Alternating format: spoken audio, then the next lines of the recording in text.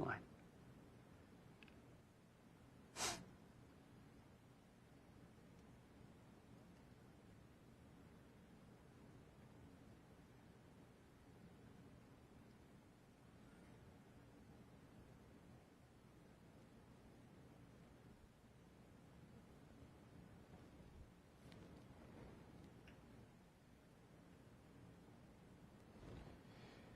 Hello again, everyone, from Las Vegas, and welcome to the Sports Adrenaline Las Vegas show. The Vegas Golden Knights await the winner of Thursday's Game 7 matchup between Winnipeg and Nashville to find out who they will face in the Saturday opener of the Western Conference Finals. Where? What? A lot of current and former Raiders are in town for the Raiders Foundation benefit tonight. Plus, we have more happenings from the Raiders Nation. UNLV football is about to bolster its secondary with the addition of a 4-star transfer. We have UNLV baseball news, other sports on campus, and we'll also talk about the WNBA's Las Vegas Aces and the Las Vegas Lights FC, plus much, much more. I'm Tony Cardasco along with John Castanino. Where's your Knights jersey, Matt? Tony, sorry. Where's your, mine are right there. Where's your Knights jersey? I'm good. Rick Strausser is Sorry, here. I figure after getting your prediction wrong again in yet another series. Let him say my name first, John. Okay. I'm sorry. You're right. There we go. We have no Haley Brooks. Oh. She's on assignment, so no Haley's comments. We'll have to answer all your No questions. Luis. Okay, where's No your Knights Luis. jersey? Comments Ready. anyways, though. Let's go. Our Bring it. production assistant. Where's your jersey? And this is a Richard Jacobino production. It's at home. Why aren't you wearing it? Because I'm not a fan. You're going to pick them in the next series, clearly, and you're going to jinx them I'm to going to all go. hell. Yes, I'll go against whomever you guys pick on the panel. You don't want Tony picking the Golden Knights in the next round, because if he does, it is the kiss of death. Now, are you the same guy that told me that I always cut you off? No, we already have established this a long time ago. 2 years now we've been doing this for. I've cut you off every show. So, yeah, don't worry With about good that. reason, I'll usually. I'll continue to do that. So, first of all, in the knighthood. You don't do the knighthood? Okay, in the knighthood. I forgot about the that. Vegas Golden Knights are headed to the Western Conference Finals. Just say that and again. we'll be Just, meeting wait. Just either say that again. Winnipeg No. Go or back. Nashville. Go back. Hit He rewind. just ignores it. Just Either say Winnipeg it or again. Nashville. Go back. Nash Vegas. Winnipeg. Game 1 of the series coming up on the road Lose the this pig. How about Saturday, that? 4 o'clock Las Vegas time. The Golden Knights were on the ice at City National today, and John, you were there. What is the mood of the team? Really great practice today. They were spry. Ooh, spry. They were quick on their feet, very energetic, Wow. very loose. You'd think this team's getting maybe tight. Can't remember the last time Down I to was the Final spry. Four. Not tight at all. Very loose, very relaxed, and yet a great practice. Even Gerard keeled, Gallant man. said as much All year. and we, they were joking around today, which we have sound of. So we'll play some of that for you. I'd be more shortly. concerned if it was the other way around. I mean, they've been loose all season, and I mean, why be any different heading into? Where are they headed? We don't know yet. I think they're going to go to No, Winnipeg. what round are they in? I think it's the Western Conference Western Finals. Conference Finals. That's how they've been all year. We keep talking about it. Never too high, never too low. Just one game at a time. Take this Gerard Gallant mantra and run with it. We're the next man up, next man up. If it ain't broke. And that's exactly. I mean, that's how they've treated the entire season and led them to 109 points and now a 4-2 record in the playoffs and the Western Conference Finals. So the Vegas Golden Knights come out of the last series against San Jose relatively healthy, right? Other than Will Carrier. Is that the only player that missed? He's the only one, which I'm sure you're ecstatic about. We'll get into that. Yes, I'm ecstatic Sorry, about I didn't know it. you had an agenda. Yeah. Fire away. Hey, were all the players that were just recently called up, are they also out on the ice? No, Or where do they hang out? No, I'm not exactly sure. Actually, that was a question I had. I didn't get around to asking it. But maybe they're just running a separate practice. Maybe there's some sort of scrimmage that they might run. I don't know. But they were not on the ice today, point being. There's another rink they could skate on. Yeah, right? You don't want them on the ice. I mean, truth be told, you've got a bunch of kids coming up and a bunch of guys that spent the majority of the season in the minors who know they're not going to get on the ice. They're not really playing for anything at this point.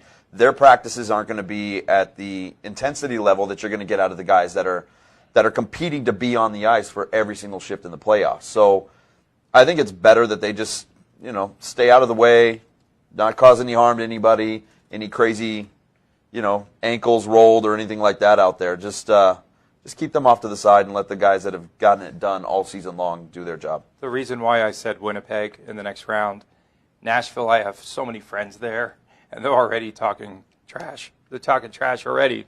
So Are you going to agree with them, or are you going to? I don't. Since when do you shy away from trash? I might become part of the Nash Vegas team, to be honest with you. Yeah, you're like putting on a front, like you're getting mad at your Nashville friends for like saying go Nashville when we know that again you're like all for it. So Nashville in 7, right?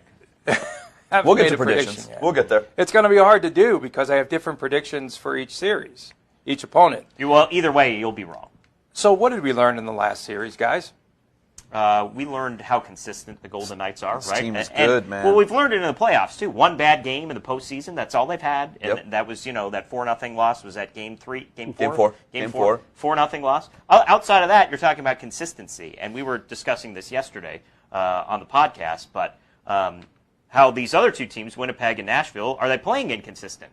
Yeah. Are they? They're all over the place. And that's what it is. Yeah, because Right. each of those teams has won on its opponent's ice twice. Yeah, the last So 4 the games visiting now, I team believe. has won twice apiece. Yeah. Am I So right? there's The been last 4 games they've won so on the there's road? been no home ice advantage there. I like the fact For 2 teams that have a phenomenal home record this Correct. season. Which Winnipeg is was the best. Yeah, 7 losses all year, one of which to Vegas, by the way. Yes. the Golden Knights 2-0 in closeout games, which I think is impressive because you look at Winnipeg and they were going to close out Nashville. And laid a complete egg. Nashville owned them. You have to give it to Not them just 2-0 defensively. in closeout games, 2 shutouts in closeout games, which obviously Fleury's playing phenomenal, but that defense has been ridiculous as well. They're all over every single puck that comes into Why the zone. Fleury is now the state flower of Nevada, is that right? It is Flower. correct, yes. Marc-Andre Fleury, According to to Wikipedia. Wikipedia. And State flower to everything's that. right on we Wikipedia. Have sound. Sports Adrenaline has sound regarding that coming up. Should we go to Fleury? All right, let's go to Marc-Andre Fleury. Today We like Fleury. in practice, had a lot to talk about his health, his routine, and also what his friends from Pittsburgh are telling him as he goes deeper into the playoffs than his old mates from Pittsburgh have come. Now that the Penguins are eliminated, it seems the whole city of Pittsburgh's rooting for you. What's that feel like? I don't know, that's nice, you know. I think I've got to meet a lot of people there and stuff, you know. Obviously, I know how big of fans they are, you know, for their team, and I'm sure it was sad to see them go.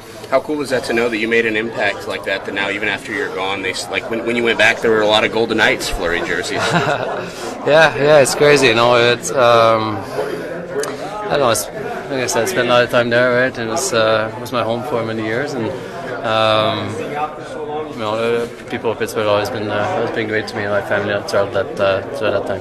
You still talk to some of the guys on the Penguins? Has anybody said anything during the postseason? Yeah, we've talked. A few guys in there, all text, you know, and stuff. Just wishing you good luck, or Yeah, just talking. Marc-Andre, you and I have talked a lot about your off-ice training, right, and cupping and fascial stretching, so on and so forth. Did you do a lot of that stuff earlier in your career? Have you learned new things? Yeah. What sort of things are you doing different from early on to now that's made you better? You know, I think at first I didn't stretch, I didn't do anything. It was just easy. I feel when you're young, there's no much problem. If you get a bruise or something, it goes away quick. You know, and the older you get, things tends to linger around a little longer, and you got to find ways to feel loose and feel good when games comes around. And also that's when I start maybe looking more into it. And I think the trainers on the teams have been good. They take classes, you know, they stay on top of everything, and we're lucky to have guys like that here. And by learning more about taking care of yourself, nutrition in your body, do you feel that that's actually made a difference on ice as well? I think so. I think it just, I don't know, like I said, it was easy when you're young. I feel everything's easy. You eat whatever, you never hurt, you know. You know, I never stretched, I could do splits, and also everything was easier, I find. But I think now I got to do more to maintain that flexibility or comfortness in the net, I think. How important are these few days off between series for you, rather than maybe just picking up and with just one day off and going to the next round? Yeah, it's good. No, obviously we're on the roll a bit, and also it would have been fine if we start playing right away. But it's good. You know, we're playing some tough hockey. You know, playoffs are demanding, and it's good just have a few days to rest. You know, relax and work on little things on the ice, little things in the gym, and. Yeah, so be more ready for the first game. Your thoughts on Wikipedia has Nevada's state flower now listed as Marc-Andre Fleury? True story. True story, yeah. Everything's true on Wikipedia, right? Everything's legit there. I don't know. I didn't. I didn't hear about it, but that's pretty cool. Yesterday, George said. So there you have it. State flower of Nevada. Forget the sagebrush, which is actually a bush, right? We should have a new flower isn't anyway. Isn't that the design that's in the gold? Is the sagebrush? Well, is that what it is? Yeah, I believe I so. didn't know that. Whatever. Change it to a flower. They're going to change it to Faces of Fleury? Is that what we're going to have in there now? That could be it. Yeah, so it might be, actually, if you look really hats close. off to whoever did that on Wikipedia, and clearly Marc-Andre's eating it out. So Marc-Andre Fleury has been amazing between the pipes. Has to be the favorite to win now the Conn Smythe Trophy as playoff MVP. For Fleury, the puck is lava, right?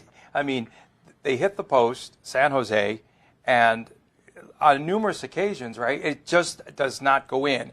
And NBC had a great shot of him rubbing the post. He's rubbing the post. That's his thing, man. I love fantastic. that. It's one of my favorite things about him is the way that he thanks his goalpost. Oh yeah, for sure. His posts and his crossbars. They played pretty good defense for him in Game 6. Oh, unreal. What epitomized the season, I think, for Fleury, just in all the acrobatics and just his carefree nature. So one shot hits the post, right? On his, it'll be on his right side, and the puck caroms out, and Fleury instinctively jumps over the puck so it doesn't go in off the back of his leg or off of his pads, and then he recuperates to make yet another save. This guy is like David Copperfield minus the lawsuits. The ability he's been working to do on that all day. He's been thinking about it for a while. The ability to make that play, to have the instincts to get out of the way of the puck the way that he did. Not only that, but to get in the air like that with the amount of gear he has on. We know how flexible and how quick he is, but just everything. I mean, it was split second for him to do that, and it looked as natural as him taking the ice every day.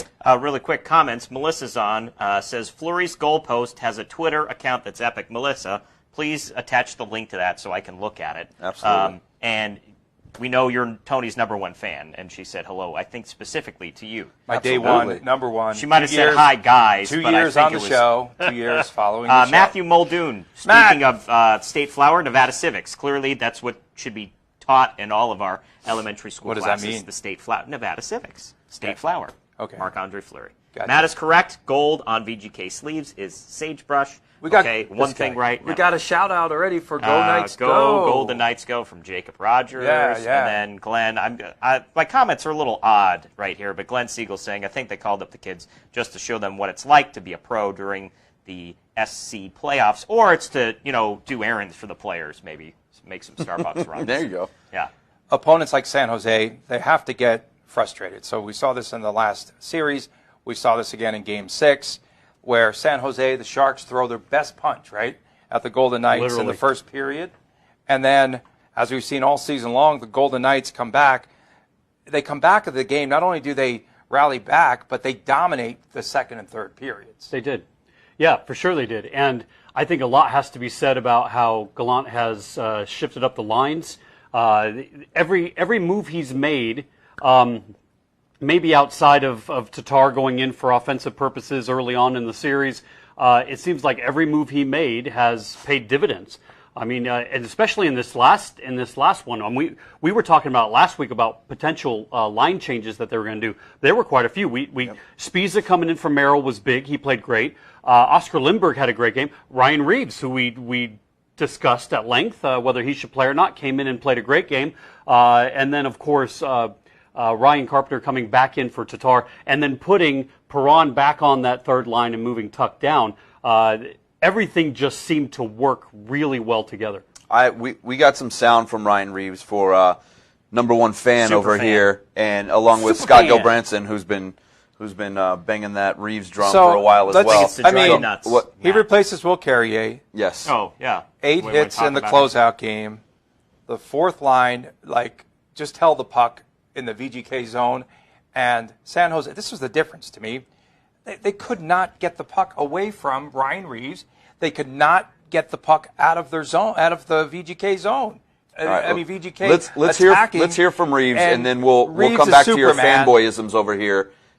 Fanboy. Tony Superfan Let's hear from Ryan Reaves practice. Hey, Ryan, do you feel you've kind of settled into your role now with this team? A lot of pressure coming in. It's having to be that guy that kind of settles the other team down and be the enforcer. Then you come in the other night and just really settled into your role, played a great game, and really held that fourth line. Yeah, I mean, I thought I was settled in maybe a week or two after I got here, and then I had a tough end of the season, obviously, and I wasn't happy with my game, and I was out of the lineup because of it. So, but we've been working hard during the playoffs and practices to get back to where I need to be, and I know my role. I know I'm. There's not a lot of fighting out there anymore, anyway. So, my role is to play physical, play responsible, and make sure I'm taking care of my end, and make sure we're grinding down in the offensive zone. So, I know my role. It's just I had to get back to it. Locker rooms, the two locker rooms you came from, a lot more pressure, both in St. Louis and Pittsburgh, to win, to be in the playoffs, to get to the Cup. Obviously, coming here, there really wasn't any expectation in the season. By the time you got here, they were winning, but still, nobody expects a Cup. Now you're in the Final Four of the Stanley Cup playoffs. Do you feel any more pressure in this locker room or from the media, or is it just such a laid-back environment here in Vegas? No, I think, I wasn't here at the beginning of the year, but just being around the team for the last 2 and a bit months, I can just feel the expectation was this team was going to be a doormat and everybody was going to walk all over us, and there's no chance we're making the playoffs, or we're probably going to be in the bottom 5, and I'm not going to lie, I probably thought that too when this team came together. So I don't think there's any pressure on anybody here. I think we're enjoying the ride, and we're working for what we want. We want the Stanley Cup, but I think it's just a little bit easier when there's no expectation. Thanks, man. There you go. So, Tony. I was waiting for a shout-out. Tony. I'm not going to shout out. He was the number 3 star. What, you want to shout out, go to practice. He was the number 3 star. Listen. Ryan Reaves played a great game for Ryan Reaves the other night. He played a smart game. Not for. No. He played a smart game. Start scoring, man. He played a game within himself. He played within the context of that night's offense. He did not play any differently than we saw William Carrier play for the entire LA series. That's what you need out of that position. You don't need him to go out and be berserker and insane and start knocking people around and, everybody's afraid of me because I'm Ryan Reaves and now they're not going to play their game. You just need him to play like that, exactly the way that Carrier played. Carrier is not 100%. Ryan Reaves can now fill that spot as long as he continues to play within himself and within that team's offense. And it's not like Gallant had much of a choice here. I mean, who else are you going to plug into that spot? Yeah. I mean, you're not going to try to bring in one of the offensive-minded maybe Hika, like maybe Peary, but different style games. Work, right? He gets the first crack, and he obviously clearly played well, so they do need him to continue. Well, and to your point about how it's next man up, I mean, the way that they've been playing this year has been extremely unselfish. We've talked about that at length, but the epitome of that was the end of the game with the empty net. Ryan Carpenter's coming down, could have put up the shot, might have gotten blocked, and he just passed it over for Eakin to score. Against his old team, no less. Against his own team. He wanted and to did score. you see how excited he was after that for just getting the goal? Who cares who scored it, right? Yep. That's been the mindset of this team. Just get the job done. Great moment, by the way. That was awesome. It was fantastic. Yeah. Double fist pumps. Comments. Melissa saying that the Twitter account at VGK Crossbar, I did give that a follow. So all right. Apparently that's the bio is just a crossbar that loves, and then the flower sign. Mad Matt in 321. Thanks, Scott. And great show. Awesome sports knowledge. That's from Mom. Mom's is on. Happy Mother's Day, Mom. I know you can't. Oh, coming up. She already got my card, boys. So you got something to live up to. She's got the card. The favorite son right here. Yeah. Favorite son. Mm-hmm. And during finals, he also brought an apple to his professor. So I wanted Nobody brought me anything. No, somebody got me a Starbucks gift card. You believe there you go. That's very nice. Good student. Yes. She gets an A. Excellent. Sure. Gerard Gallant this He season. can be bought. And again, with his insertion, again, of Ryan Reaves and all that he's done this season. And, John, you and I were talking about this yesterday. I mean, Gerard Gallant could do no wrong with this team. Every move that he's made has been the right move. Makes you wonder why Florida fired the guy. I mean, really. Well, we wondered that since the beginning. Did we ever pick up his cap fare? Yeah. When they, Man, I hope so. He has not alluded to it. We got him an wonder Uber. a lot of Yeah, things. send him an We Uber. wonder why William Karlsson is here. But, I mean, he only had 18 goals in his entire career and has 43 this year. 15 goals in 162 games Yeah. before 43 this year. Right. Well, the moves, and you know, as McPhee, a picture of McPhee comes across the screen here. The moves that they made were just insane. The way that teams were so afraid to lose certain players, and in exchange for not drafting this guy, please draft this guy, and we'll give you Alex Tuck to go along with it. No, Draft stunning, Eric Howla, and we'll give you Tuck just so you don't take this guy over here. Take That's how they got Marc-Andre Riley Smith. Fleury, That's and how we'll they give got- you a second rounder on top Absolutely. of it. Yeah, Riley Smith. You know, if you take Riley Smith, if you take Marchessault, you can have Riley Smith, vice versa. However that worked out. And these are now two of the three guys on that top line that are just. Well, and there's a lot of best criticism in that's hockey. coming out recently, and I mean, because everybody is now wanting to write about Vegas, and since they're in the conference finals, I mean, we've been living this the whole year.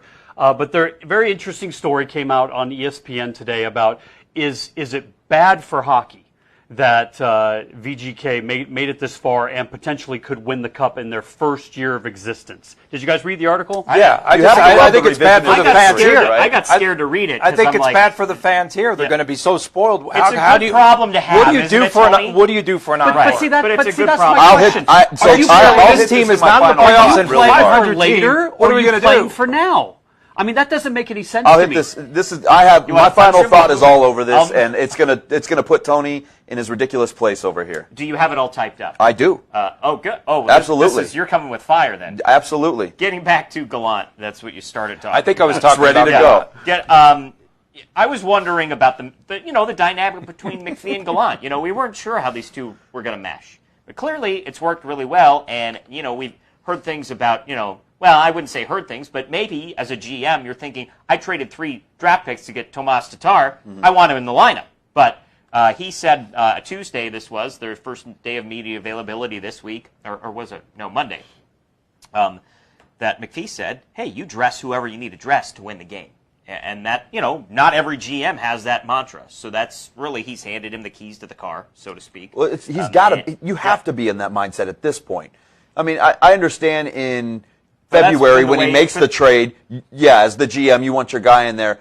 But when you put him in the game in Game 4, and they look as bad as they did, and he's as invisible as he was, you're that close to getting to the Cup Finals and winning the Stanley Cup. Trade be damned. Get out of the lineup. Let's put the best there possible was player also we a can on need the for ice. Tatar back then because Riley Smith was hurt. Banged up, yeah. Perron was hurt. Well, he had Carpenter. He wasn't playing well. They took him out of the lineup, right? Yeah. I mean, well, they went through a stretch where they had a lot of injuries through January, February into March, where they had to fill some spots. But when you have the core of this team together, as they were in the beginning of the season, through that great winning streak through December and January, that's the team that they have now that is healthy, and they're clicking right now. They were what, second or third in games lost?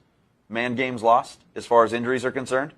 Second or third in the league That's a lot. for number of games lost due to injury. So Well, add Fleury to that mix at the beginning of the season, right? Yeah, How he- many he games did missed he miss? 20-something games. Yes. you go back even further, though. At the start of the year, Theodore was not on the roster. Nope. Alex Tuck was not on the roster. So, and Shipachyov was on the roster. So you look at it, Yeah, I forget some of these and he guys. talked about it on Monday. You eat a horrible contract with a supposed star on your franchise. That's what they've been doing. Well, So I don't you know if named you- 2 guys that are going to be core young players for this team moving forward, in Tuck and Theodore, who are they weren't afraid to put him on the roster, though. I tell you though, I mean, and how they played down the stretch, fantastic.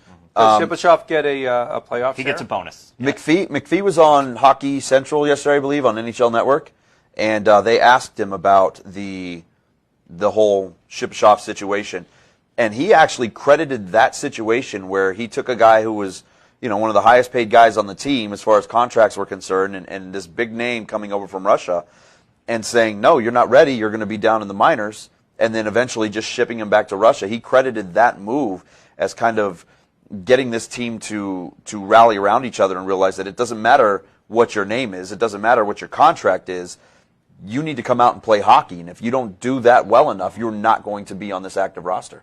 Game 1 of the series happens this Saturday against, as we mentioned, either Winnipeg or in Nashville. Sorry, best comment of all time. Sorry, comment interrupted. Fire away. John is a male model covering sports. Pure eye candy. Thank you, Jake. Well, Jake's TV is obviously extremely fuzzy. Moving No on. way. I think it's the beard. A little creepy. Where did that? I think that's a great comment. I mean, so there will not. Moving be, on to Saturday. There will not be Scrolling through, I don't see that anywhere. There will not be a viewing party, guys, at Toshiba Plaza because It'll of be the downtown. downtown. The U2 concerts there. That's why. It'll be downtown, which they've already had one But down there. I still have issues with people bringing lawn chairs and couches. Did you go? And hammocks. Were you down there? And beds. Were you down there, and Tony? I mean, Just take a curious look. if you were down Take there. a look at what was going on in the streets of Winnipeg. I mean, all the fans were standing, like fans do. They were 25,000 standing fans. in an alleyway no wider than this studio. 25,000 I'll take Toshiba Plaza fans any day of the week. outside of the arena. So you'd rather us do things Winnipeg way instead of Vegas way? We also need a red out rather than a white I out. would in this love a next red year. out. We need a gold out. It's kind of close to the Yeah, white border. that's a lot like Nashville. Yeah. though. Now, I like the red out idea. ticket prices for I the love next the round. red. Let's talk about that. Approximately Yeah. 1,000 tickets will be on sale on Thursday, ranging from $225 to 800 clams. $800 for a ticket. Yeah, that's upper Come level. on. Wait till the glass seats become available. Come on. Yeah. In round two, opening game, glass seats were going for $4,500. Well, John has the glass seats, right? Sure. Well, wait Yeah, John upstairs near Wishes, the yeah, glass. the glass seats. The Yeah, glass they're going for balcony. $4,500. I can Glass tell you coating How on much were your television. tickets? How much were your tickets for the this round? season seats that we're in for as a group, 55, I think, per game, regular season, then went up to Wow. 100 for the first round, 140 for the second round, not a bad jump, 240 for the third round. So a $100 price difference, 140 to 240. So Which you're talking is- about, which is- you know, which when is those hit the steep. secondary market, I mean, you're talking They're- about a list of $400. Yeah. I mean I mean, and that's upper deck. It's steep, but you're talking about the Western Conference Finals. How many teams? Oh, I don't get have this anything to opportunity, compare right? it to because I mean, we've never been to the Western no, Conference Finals. but so. not many teams have as in when you Vegas. think about it. We, as in the Rangers, have city. never been The city. because they're not of the Western Conference. So the other series that we were talking about with game number 7, Predators, you know, we talked about that odd dynamic of winning on the opponent's ice there, but Predators now 5-0 coming off of losses in the playoffs.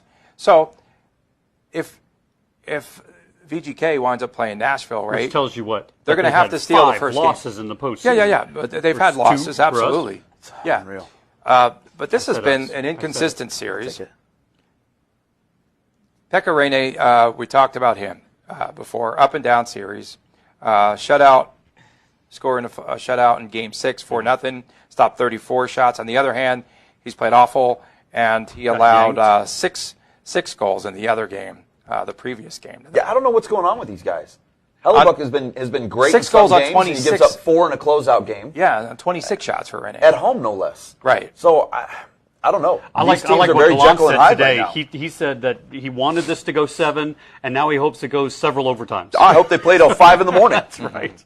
I'll take 7 overtimes, and who knows? I Do you mean, think we'll beat see each other up. You think we'll see a game of horse between Carlson and Philip Forsberg, going between the legs? Yeah, and trying he's to a see Carlson wannabe. Who can outdo He didn't the do it other. at full speed. Yeah, it wasn't shorthanded. as No. pretty. It wasn't not as pretty. I mean, it was cool. nice. It was cool. Yeah. But no, it wasn't. It wasn't shorthanded, full speed between the legs, To embarrass clinch a division. the goalie. To clinch it. Yeah, I mean everything involved.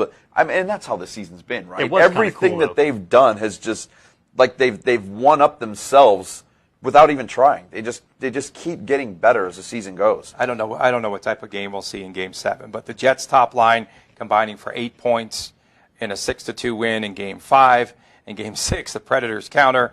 The top line of Forsberg, of Arvidsson, and Johansson, 8 points in Game 6. So What do you see in this is game? I mean, it's this should be an overtime thriller. If everything So who do you want to falls face into if you're a Knights fan? I am more concerned know. personally about Winnipeg. See, I I'm just think- on the other I side. just I'm think more concerned Winnipeg about could be Nashville. explosive, but now Nashville, and you don't know, can they put together back-to-back both efforts? teams have scored goals in this series. It's not like anybody's been lacking. This will for be a offense. high-scoring series, I think. Again, They score 7 in Game 5, and they get shut out in Game 6. Winnipeg. So I have no idea which way the series is going to go. After Game 5, me and John talked about it. after the Knights game in our post game wrap up, and I said, Winnipeg's going to close this out. I'm a little worried about Winnipeg now. Who knows if they're going to be there? My entire viewpoint of the next series has changed because I don't even know who's going to be there for the Knights to face. Well, to say that it's going to be a high-scoring series, the Fleury factor is in this. I mean, Marc-Andre Fleury is playing the best statistical hockey of his career, and he's leading the entire league in postseason goals against, save percentage. So if he plays the way he's been playing through the first 2 rounds of these playoffs, I mean, how can we even guess it's going to be a high-scoring series? I have no idea what to expect at this point. Gallant today at practice talking about, and somebody did ask the question, who would you rather face? Clearly, he's not going to pick a team. Maybe he would. I don't know. But either way, they're both excellent teams. He says he's already watching film, already breaking down both teams. They'll watch Game 7 tomorrow night. But they've already, what these other teams are about at this point this late in the season. Justin Timberlake concert. JT really? Rears his ugly head again. Well, just JT like helps here. Vegas because that pushes one more game closer to the That's what happened. The conference finals. The thing that now the dynamic that changes. He should sing the anthem for the first game here. He wouldn't be surprised if he does. We need a celebrity to sing the anthem. No, come on, keep Sweet Golden Pipes in there. No, I like him. I like him too. And he pauses. We need pauses for the Knights chant. I dig that. And nobody boos after somebody says Knights too, which that's probably the most disgusting thing I think I've ever you know what? heard They're just embarrassed that many Knights fans are taking over their arena. That's what it comes down to. Right. I think Malcolm plays if we have a battle of the Subans. Shut up. Oh my God, with this. Enough of that. If you're watching the show, sorry. Go. Did you apologize for if they're watching the show? No, for Matt. If you're watching, give us a like. We've been meaning to do that. I know, shameless plug, you're obviously watching your show for a reason. We really enjoy doing this. We want to see some fruits of our labor, especially Rich Jacobino in the back. So just hit the like button on our page, and we'll continue to share content post-game, and obviously our weekly show here. And make a comment. Yeah, and please comment. Fire away. Say hi, rolling. Say hi to Rick. Jake's saying, what we already knew. Knights played period 3 with one purpose in mind, to beat the Sharks in every possible way. They played the most solid 20 minutes of the year, going end-to-end, beating SJ to the puck every time. 200 feet of end-to-end solid hockey play is what contributed to their victory. And all the takeaways that they had, right, and only one giveaway. And face-offs. Hey! Nice and even in Game 6. They were better. Game 5 and 6, they were better, right? They were better. In both of those last 2 games that But you the said Golden it Knights couldn't be won. done. They couldn't adjust. How are they going to adjust? I remember you. How are they going to adjust? Gerard listened to me. Call him. Clearly. I call him Gerard. Big fan of the show, Kudos Gallant. to Tony for doing that. So I started to mention. So they finally practiced face-off. I started to mention the dynamic change now. Okay. So Series 1, you go up 2-0, you go on the road, right? Series 2, 1-1, but you started at home, you go on the road, you know what's happening. Now the series shifts. Yeah. No matter who they play, Winnipeg or Nashville, they're starting on the road. Yeah. I asked Pierre-Edouard Bellemare, who if you ever get the chance to sit down and have a conversation with this guy, I'm sure that'll happen. Maybe one fan today posted about running into Alex Tuck after practice yesterday and going to get some food, and he bought her lunch. They sat down and chatted, and just an awesome story. So this team is very approachable, but Bellemare is one of the most cerebral guys I think in the locker room. John, you've had a chance to talk to him. He always gives you a good answer. He's a thinker, man. He really gets it. And he doesn't mind answering it. No, he doesn't. Plenty of guys don't mind answering questions, but he actually does. He gives a very thoughtful answer to everything you ask him. So I asked him about the shift, the series starting on the road, and let's hear from Bellemare here. It seems like through the year, this whole team has always been about speed and how fast and the lines. Those other teams are pretty fast. Yeah, but when we started the series against San Jose, there was a lot of talk about that they were as fast as us and everything, and that was the case. But we showed that during the whole season we played a solid game, and we showed it in the series that we finished it in 6, and that we played a solid game number 6.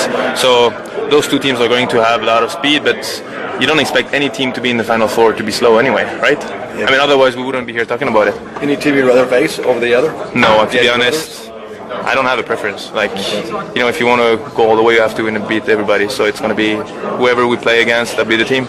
Thank you. You're going into LA, you had 2 wins. Going into San Jose, you already had a win. Do you have to change your mindset now, going on the road to start a series where it's 0-0? No, to be honest, it's.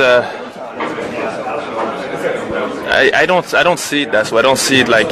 Obviously, you want to have the home advantage, but I'm thinking that it's like game number 7 and stuff like this. But like to be honest, like we showed the whole year that we were able to play a strong game on the road, and that our game carried on. Then you're gonna have to overcome the storm, the 10 first minutes like we do when we come out in our building. But no, I don't really think about the fact that we're going home or on the road, or just like excited that we're through. So you don't buy into the mantra of like there's 2 games on the road, let's just get one of them and that's a success? No, because if you think like this, you're already thinking too much about the second game. That means you kind of give up a piece of your mind thinking about the second game, so you're not fully focused on game number 1. So obviously the best case scenario you want to get 2, worst case scenario you want to get 1. But at the end of the day, you just focus on game number 1, and you don't see any further than that. Otherwise, you kind of blow yourself. Love it, man. Great. I love Good that stuff. guy. He's such a thinker. He gets it. Don't give up a piece of your mind thinking about game 2 when you have to focus on game 1. He's an extremely focused player on the here and now. That's what he's most concerned with. Cerebral. He's kind of like, what's reminds happening me right of now. me, a lot of me. The Golden Knights won 2 of 3 games against Nashville. They won 2 of 3 games against the Jets. Tony, they're 8-2 against the remaining 4 teams. The final 4? Yeah, the 4 teams left in the playoffs outside of the Knights right now. They are 8-2 against those teams. That's a scary stat. Do we have Up in predictions? Vegas. Oh yeah, is that what you want to get to? Yeah, and isn't that their record in the postseason? Well, you have to give away so 2 far? Absolutely predictions, is. though, A little because we symmetry still there. don't Yeah, know. I love that. Can't we just put those online for all the fans? The Well, for our fans only watching? fans. No, we're gonna go through it right now. We are? Yeah. First of I have all, different predictions. predictions. Who wins Game 7? Game There won't be 7. game 7. There is a Game 7 tomorrow night, Nashville and Winnipeg. Who wins Game Wait, I thought you were 7? talking about the next series. In the San Jose series? Yes, the one you're still waiting for. Who wins it? Road team. Going with Winnipeg? Sure. Man, Winnipeg. I don't know, because I like the way, I'll tell you what, I like the way that Coin Nashville flip, man. played the last game. I like the way they clamped down defensively, and I wouldn't think be surprised Nashville either wins. way. I think Nashville could win it. Actually, there is. I would prefer Nashville only because I do have a friend that lives in Nashville, and I might want to try to fly out there and get credentialed for Just game one 1 or friend? game 2. There you go. Yeah, Just just one one friend. No, That's I all you need, actually Tony. do have several friends out now. That's all you need. One that might let me sleep on the couch. Okay. So No, that's a friend. Going into Game 6, I've got I a was friend all in Nashville about that will let me Winnipeg. sleep in the corral. Yeah, in the barn. it's a barbecue. Yeah. I was all about Winnipeg going into Game 6, but I think they blew their opportunity because you saw what, and PK Subban actually talked about it before the game. He said, we're going to go down there, we're going to win the game, and we're going to come back home to Game 7. He's extremely confident about it, and you saw how well that defense played.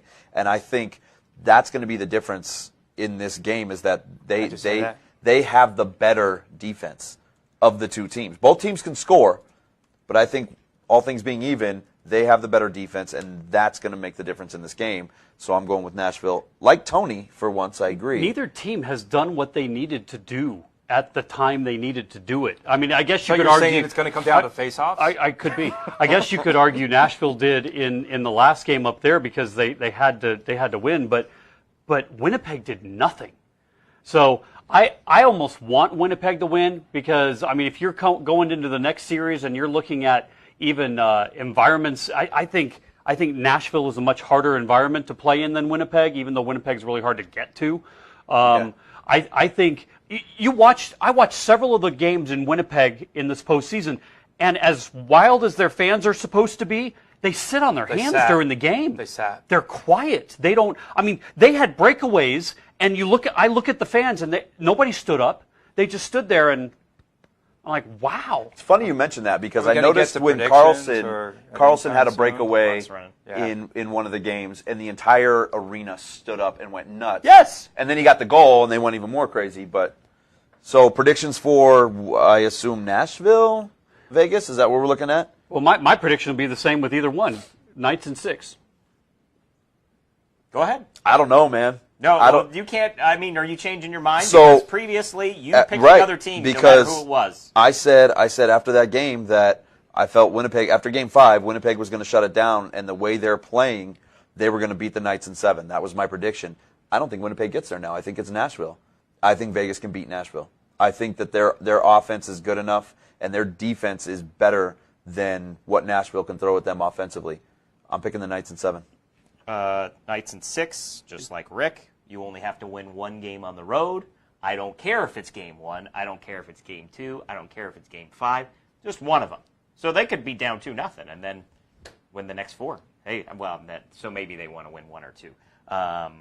Yeah, when you have Marc-Andre Fleury in net, that there's no reason to not pick the Knights the way that he's playing in this series. Either team, they're the most that consistent first team game is going to be really difficult for the home team, I think, with Vegas coming in extremely rested, and the other one's coming off in an emotional win, whichever one it is, and only having 2 days of rest. Both of those teams are beat up. Yes. Tony? If the Vegas Golden Knights get swept in the first 2 games, it could be a 5-game series, and I would take. I'm going to take Nashville in 6, though. Yes. If they play Nashville. That means Write it Vegas down. Golden Knights are going to the Stanley Cup. Go to the window now. And Thank you, Tony. For the record, Tony has yet to be right about anything in the playoffs. I am relieved. And if it's Winnipeg, big time. If it's Winnipeg, don't you dare pick the Knights. The Golden Knights will win. Okay, well, you know what I don't like about Winnipeg? They're playing the same type of game that we saw, boring game that we saw in Game 6 out of my Sharks. No, the second one doesn't count. The Kings, why are they playing, they're playing the entire game on the boards. They're playing on the boards, where Nashville is skating all over the ice, and that's what the Golden Knights could do. Those are my predictions. I'm done. Your second one doesn't count. You only get one prediction. The Knights have shown it doesn't matter what the other team does. As long as they play their game, right, they can beat that team at their game. If VGK loses both games on the road, it's over. History. No more State Flowers. No more.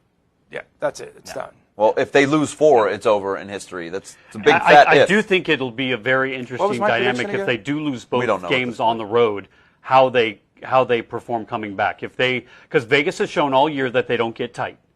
They've got to steal a game if they want to have I don't think any there's chance. any way they lose 2 games on the road here. They to have start to the steal series. one. I really don't. I think they win game 1. I do. At either venue, I do. I wouldn't be surprised, honestly, if they take both games on the road because you're going to catch a tired, beat-up team. Fred Murray, Knights in 6, and Tiffany Castellino, Hey, Freddie. Knights in 6 because I want to see a game. She wants, my wife, and she will see a game, but the tickets will probably be $400 a pop by then, so that'll be great. Can't wait to stay in the couch. Johnny doesn't need to eat. Yeah.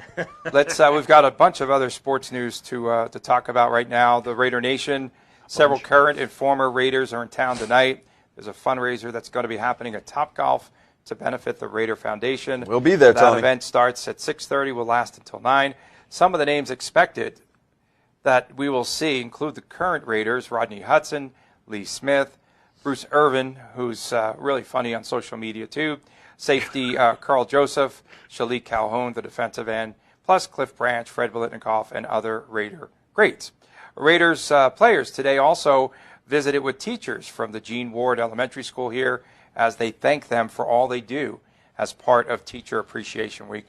This organization does it like none other. I mean, we've witnessed this firsthand, and the Raiders are just getting entrenched in this market like nobody's business with 2 years before they even played their first game here. They're walking that fine line, man. It's a difficult thing for them to have to navigate between still endearing to the fans of Oakland and bringing in this new market and getting these fans into what they do. And I think it's a great way to be able to go out into the community and go through the kids and teachers and kind of start there to build your fan base up. Because if you can get the kids excited, you're going to bring the parents along with that. And another generation of fans. Did you see who was sitting behind Fleury right up against the glass at a couple of the Knights home games?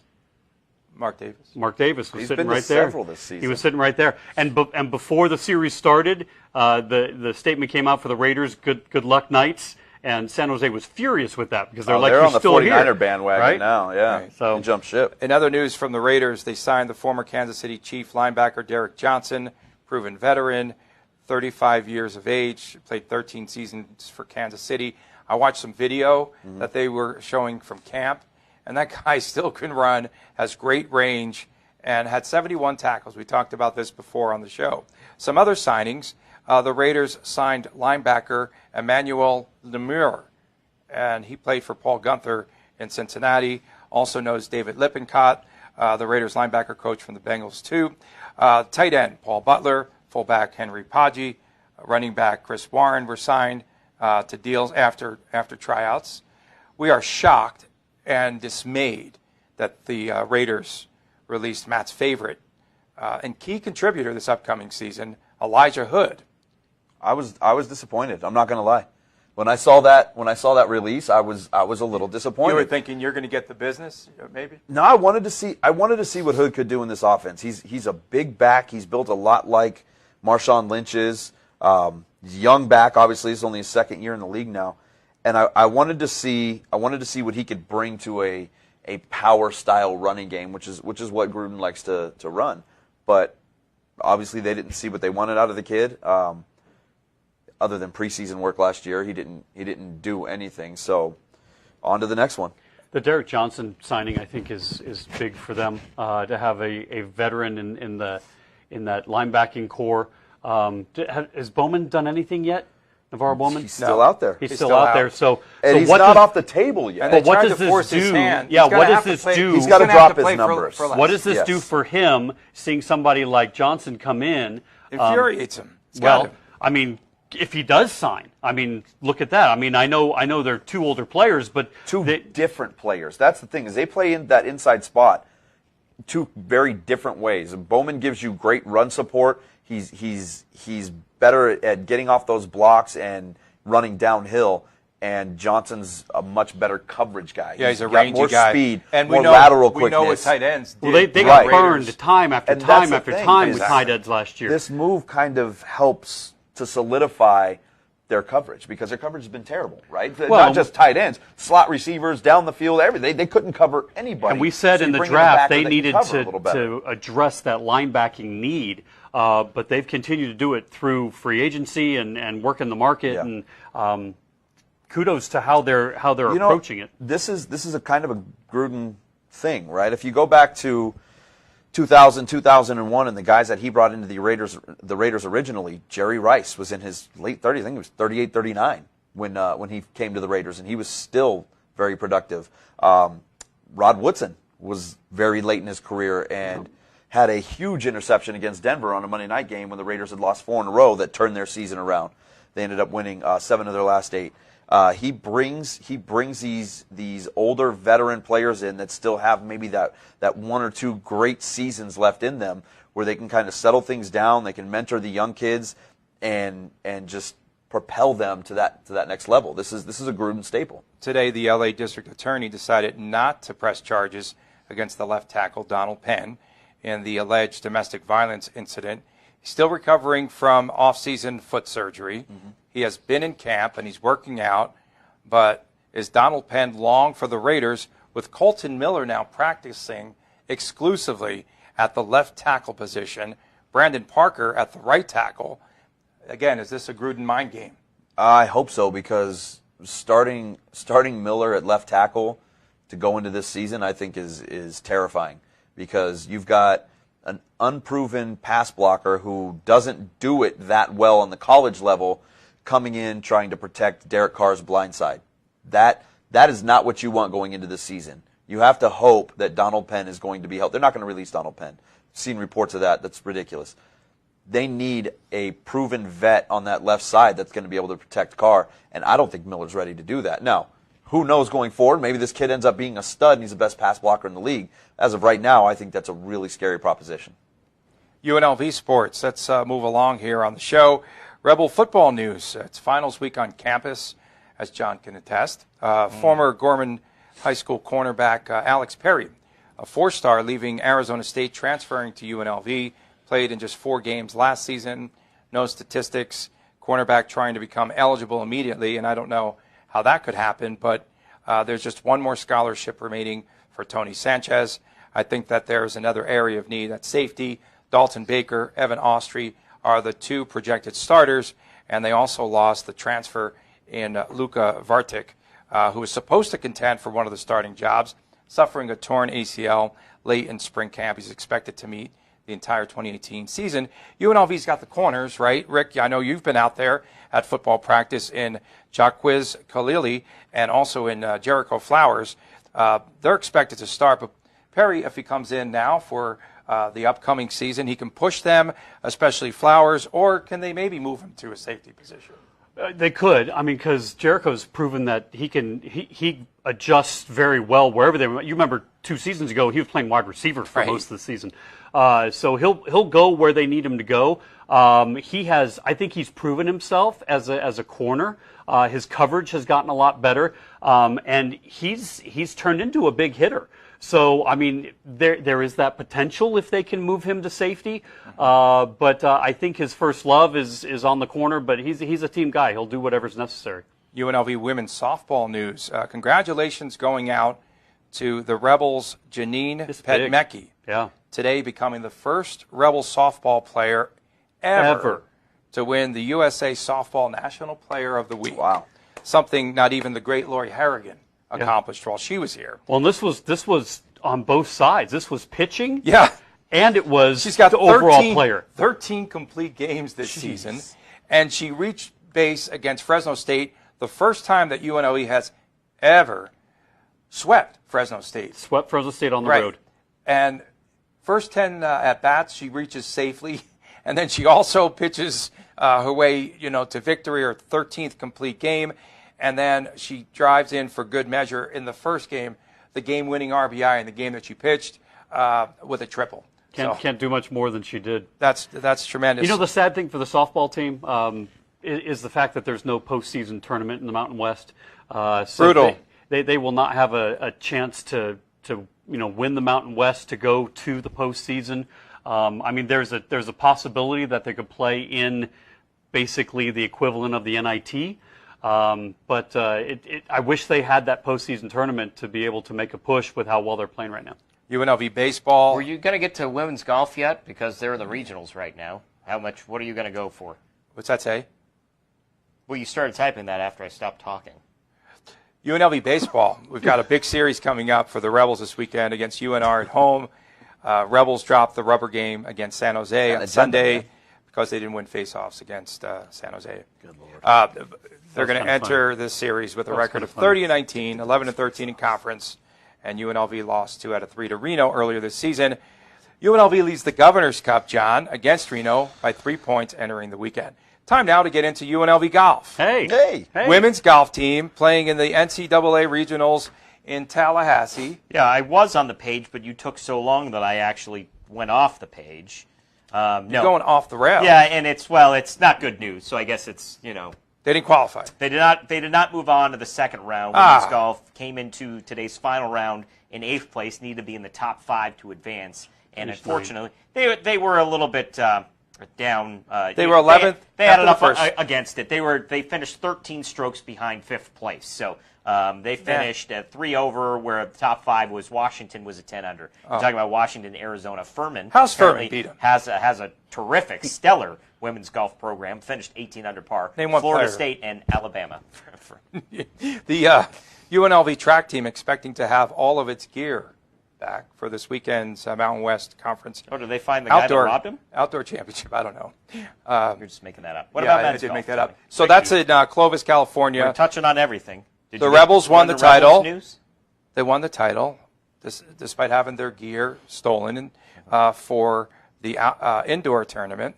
And now at the outdoor tournament, they're going to contend again. New Mexico ranked 14th, currently the favorite to take home the title. What were you going to talk about? Hoops? Were you going to mention? Yeah. Do you have any hoops news? No, that was all last week, man. Okay. And then just a couple of other tidbits here. The Las Vegas Lights in front of a crowd of 7,777, and the sprinklers went off again at the game during the game. It's hot out there, man. I think they figured that out. So they come up with a tie against Tulsa now 2-1-4, 4 ties this year. Lights playing against the Colorado. I almost called them the Switchblades. No more ties. It's the Switchbacks in Colorado Springs on Friday We're going to hope night. for no switchblades. John?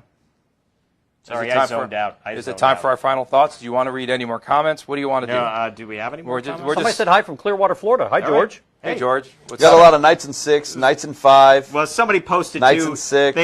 They left the show when they said he said he went on another group and said I tuned out when they started talking Raiders. So we know that we have that going for us. Okay. But Didn't we have a feature on UFC that we missed last week? Oh yeah. Do we want to run that? Sure. Let's set it up really quick. UFC Performance Institute. Obviously, you drive past it on the 215. If you take that freeway with any regularity, you see it, and maybe if you don't take it with regularity, you see it. But some students of mine got an inside look at it. So here's kind of an all-access pass to the inside of the Performance Institute that the public can't go in. You got to be a fighter to get in there.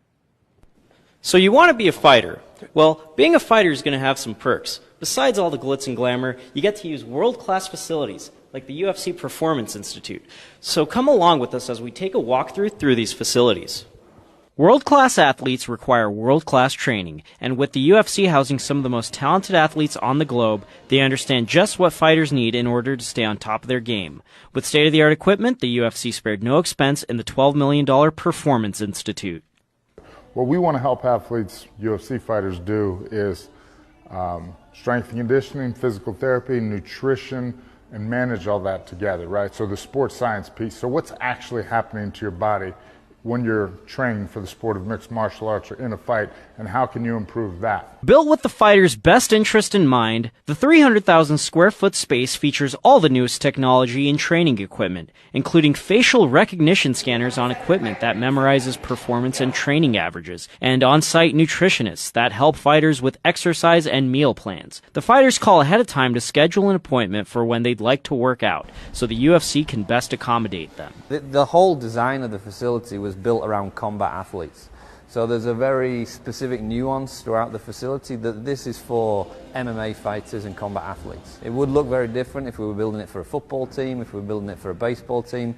We built it for fighters, and that's what is revolutionary for this facility. There's no other facility like this anywhere in the world that has got this level of investment for combat athletes, and that's what sets it apart. So what exactly do athletes need?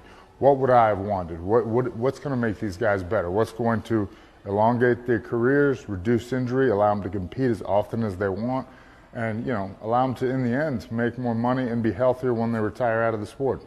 The facility is open only to fighters daily from 9 to 5 and gets an average of 15 fighters per day, and these fighters get pretty hungry.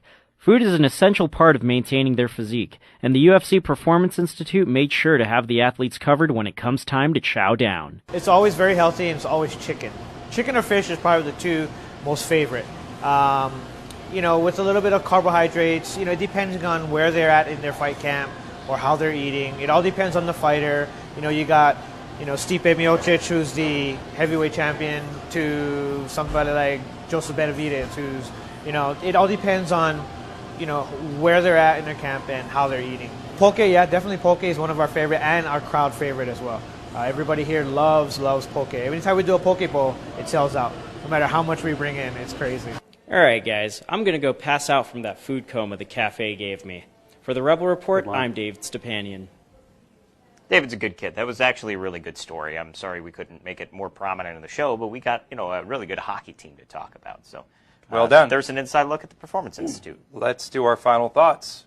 Final thoughts? For me, I'm a sentimental guy. I'm a proud Las Vegan, and I'm a Knights fan. So when I see the other day that the Vegas Golden Knights, in the game before they clinched against the Sharks, they won their 58th game of the year. That struck me. It really did. It meant a lot because those of us who live here are still feeling the effects of October 1. And there were 58 victims, 58 people taken away from us, from friends, from family. And to see that the fact that the Knights have won 58 games, now 59, but 58 games, one for each of the lives that were yanked away from us, it meant a lot to me. It was very touching to me. And what this team has done for this community has been enormous. And I can't think can be overstated. So when I read articles like on ESPN.com today saying that the Knights winning could be a bad thing for hockey, shame on you, because you have no idea what's going on in the city. And we are Vegas strong, and we're Vegas proud. Matt? Expand on that. There's a notion out there that the Golden Knights' improbable early success is somehow a negative thing, Tony. Negative for the NHL in that so many traditional hockey markets have long been suffering, and now this first-year team is finding unparalleled success. Negative for the fans of Vegas who will now expect to win every year, as though a city whose fans who have always had to adopt a team are now somehow spoiled and unappreciative. Negative for the future of the team, for when they maybe aren't so good, right?